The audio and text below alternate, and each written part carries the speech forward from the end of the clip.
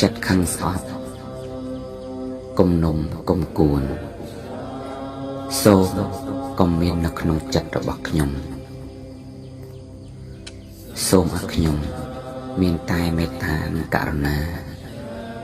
មេត្តានិងករុណាចំពោះសពសត្វទាំងអស់សូមឲ្យខ្ញុំបានសេចក្តីសុខផុតចាកភ័យនិងសេចក្តីទុក្ខសូមឲ្យព្រះសង្ឃទាំងអស់ដែលស្ថិតនៅក្នុងវត្តរបស់ខ្ញុំបានសេចក្តីសុខផុតចាកភ័យនិងសេចក្តីទុក្ខសូមឲ្យទេវតាទាំងអស់ដែលរក្សាខ្ញុំទេវតាដែលថែរក្សានៅក្នុងផ្ទះរបស់ខ្ញុំសូមឲ្យបានដល់នូវសេចក្តីសុខផុតចាកភ័យនិងសេចក្តីទុក្ខសូមឲ្យមនុស្សទាំងអស់ដែលស្ថិតនៅក្នុងផ្ទះរបស់ខ្ញុំសូមឲ្យបានដល់នូវសេចក្តីសុខផុតចាកភ័យនិងសេចក្តីទុក្ខសូមឲ្យសត្វនៅក្នុងអបាយភូមិទាំងអស់ដែលស្ថិតនៅក្នុងផ្ទះរបស់ខ្ញុំសូមឲ្យបានដល់នូវសេចក្តីសុខផុតចាកភ័យនិងសេចក្តីទុក្ខសពសត្វទាំងអស់ទោះញាតិមិនមែនញាតិទោះមិត្តមិនមែនមិត្តសពសត្វទាំងអស់ទោះខ្ញុំបានរៀបរាប់មកអស់ហើយក្តីទោះមិនបានរៀបរាប់មកហើយក្តីសូមឲ្យសពសត្វទាំងអស់នោះដែលស្ថិតនៅក្នុងផ្ទះរបស់ខ្ញុំសូមឲ្យបានដល់នូវសេចក្តីសុខផុតចាកភ័យនិងសេចក្តីទុក្ខ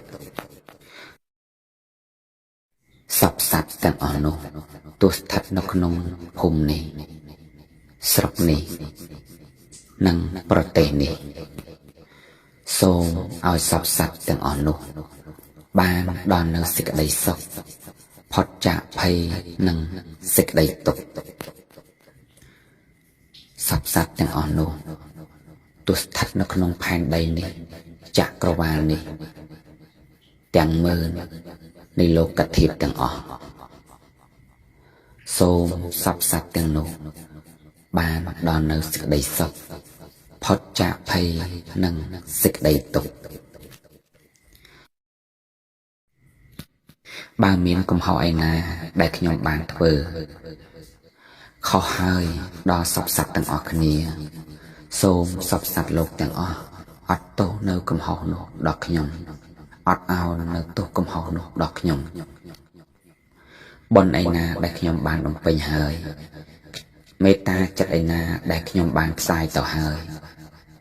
កុសលទាំងអស់ដែលខ្ញុំបានព្យាយាមហើយនៅក្នុងវិបស្សនាសូមសពសត្វទាំងអស់មកអនុមោទនាបុណ្យរបស់ខ្ញុំអនុមោទនាបុណ្យរបស់ខ្ញុំបើសិនជាសពសត្វ